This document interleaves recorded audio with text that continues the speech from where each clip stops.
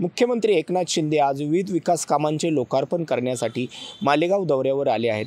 मुख्यमंत्र्यांच्या दौऱ्यामध्ये कायदा सुव्यवस्थेचा प्रश्न निर्माण होऊ नये म्हणून नाशिक ग्रामीण पोलीस दलाचे पोलीस वाहनाने मुंबई आग्रा महामार्गावरील राहुड घाटातून जात होते।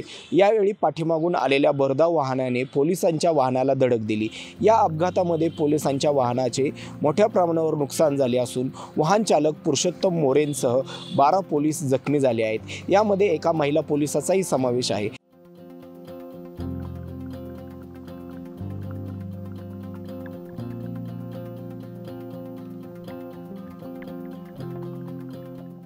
अपघाताची माहिती मिळताच चांदवड पोलीस ठाण्याचे पोलीस व कर्मचारी घटनास्थळी दाखल झाले।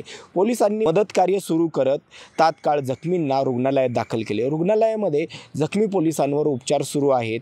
कॅमेरामन भाऊसाहेब पवारसह सुशांत किरवे, माय महानगर, नाशिक।